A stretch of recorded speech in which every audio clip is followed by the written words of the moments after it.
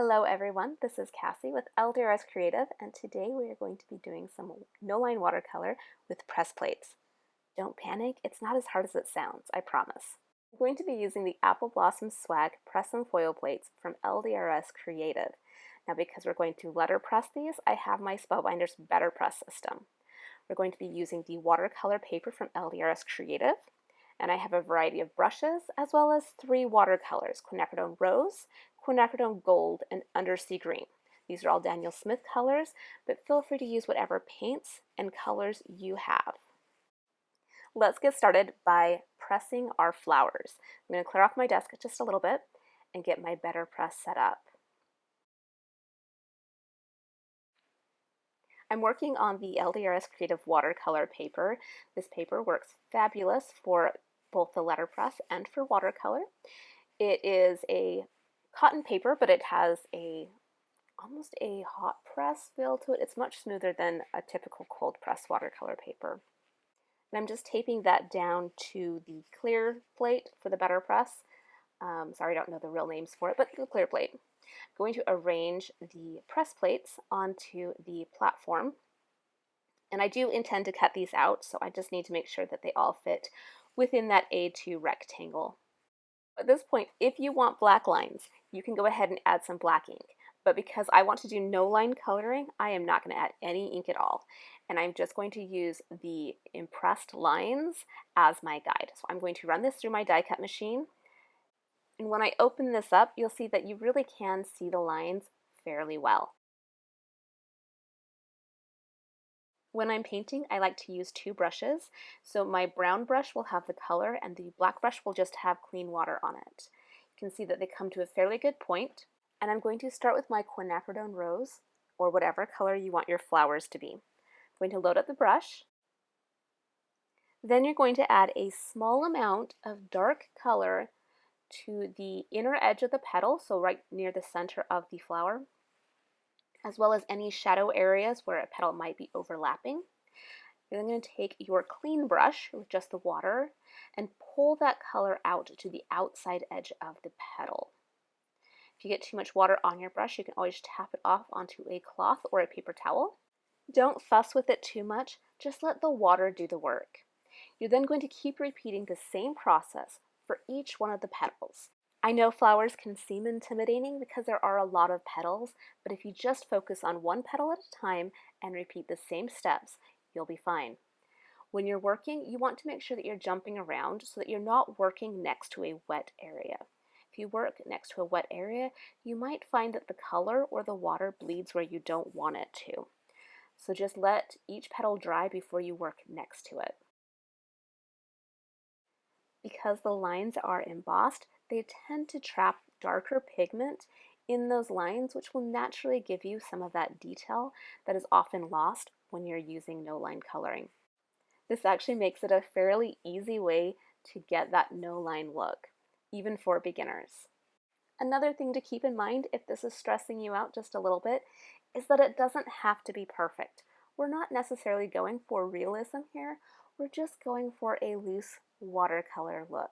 So it's okay if you miss areas. It's okay if you go outside of the line a little bit. It's okay if the water bleeds a little bit more than you want it to. This is just a fun, relaxing way to color in some flowers. So just enjoy the process. This also gets easier the more you practice it. And since we are going to be using a number of flowers on this card, you get lots of practice. The very first petal that you watched me paint was done in real time. That's the speed that I normally paint at. The rest of these petals have been sped up just so the video doesn't get too long. If you are painting along with me, please feel free to pause the video or slow it down, whatever you need to do to paint comfortably. This is not a race. Just relax and enjoy the journey. When you are happy with your petals, it's time to move on to the centers of the flowers. For that, I am using quinacridone gold. Add a little bit of wet paint to the centers of the flowers and let the water move and run how it wants. As the petals dry, you may notice that some of the areas dry lighter than you want them to. You may lose some of your definition, and that's okay. Now that the petals are dry, we can go ahead and add in more paint to those areas. So I'm just looking where it needs a little bit more definition between the layers and adding in some darker paint and softening it with that wet brush. Try not to overwork any of the areas. Remember, this doesn't have to be perfect, and letting the water move the paint how it wants to move it can give you some very beautiful results. If you do end up getting too much water or paint in a specific area, you can blot it with a paper towel, and then when the area is dry, you can go ahead and paint the area again. Now that our flowers are looking fabulous, it's time to move on to the leaves. For this, I use 2 colors, quinacridone pink and undersea green, and 3 brushes. My brown brush will be the green, my thick black brush will be the water, and the smaller brush will be the pink. So I'm just going to preload the pink onto the small brush just so that it's ready to go because we're working wet in wet for this.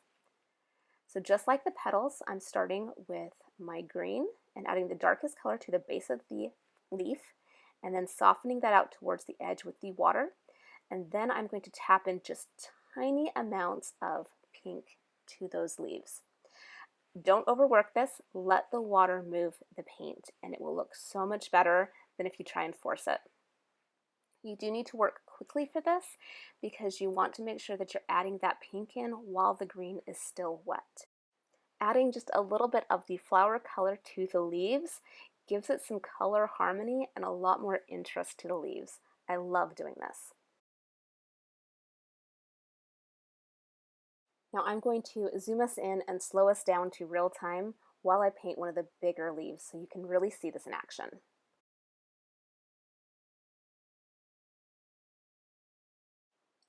So again, we are going to put our darkest color right at the base of that leaf and pull some of that up. I'm okay with letting some of that darker color get trapped into those vein lines in the leaf. I'm going to soften that out with the clear water, pulling that color up from the base of the leaf up to the tip of the leaf. And then just tapping in a little bit of pink. I like to do the very tip of the leaf and then one of the sides gets a little bit of pink. And we're just going to let the water do what it does. I did end up adding a little bit more green to this. I really should have left it and let it dry first before I added more green. It's really tempting to fuss and fuss and fuss with watercolor, but the more you fuss, often the worse it looks. So just relax and just let the water work for you.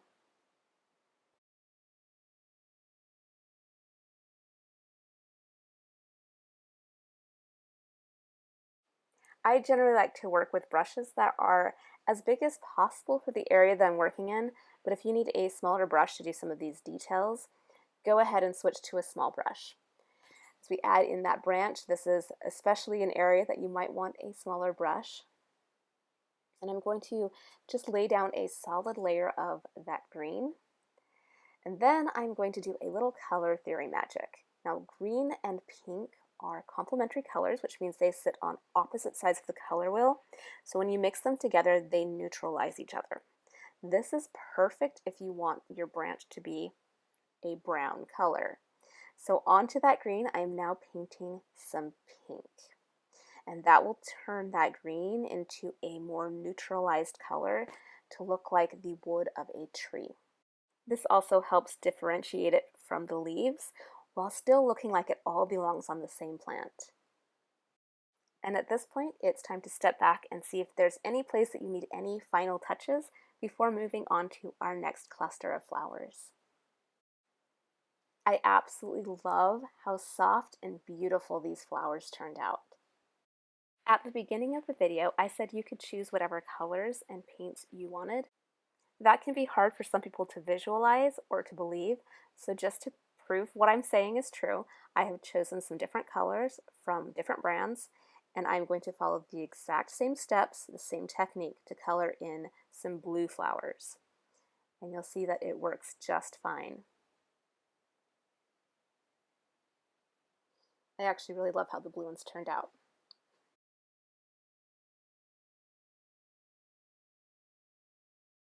Flowers come in all sorts of beautiful colors, so you can take these techniques and paint any color flower you want. Now, just so that I don't bore you with all of my painting, I have pre-painted 2 more flower swags from the set in that pink and green combo. And I'm going to use the Apple Blossom Swag dies that coordinate with this set to cut out my flowers. I'm just going to use a little bit of washi tape to put the dies over top of the flowers, and I will run them through my die cutting machine.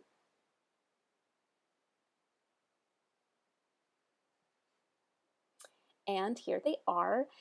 They look absolutely stunning. These look like something that you would buy just pre-printed, but you painted them yourself.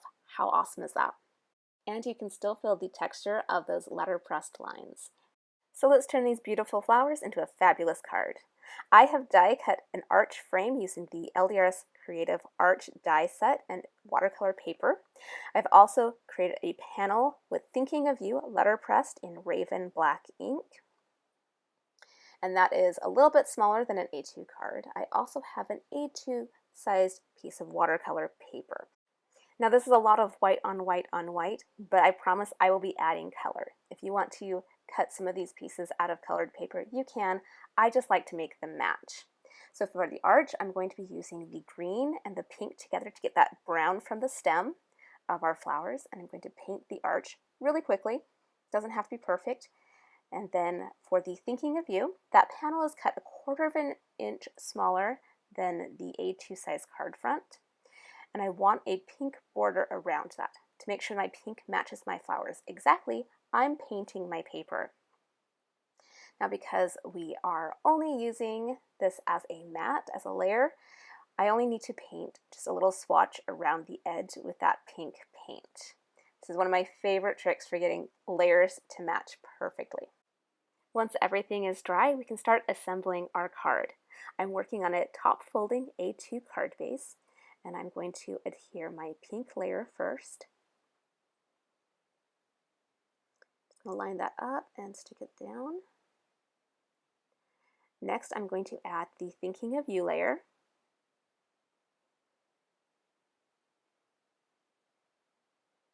Get that centered. See that beautiful pink border. On top of that, I'm going to add the arch. Now, if you want to, you can pop this up on foam tape, but I decided to keep this part flat and add the foam tape to my flowers instead. So I'm just going to put a little bit of weight on that while it dries. And then I'm going to arrange my flowers around my arch. And then add some foam tape to the flowers to pop them up. I wish adding foam tape was this fast.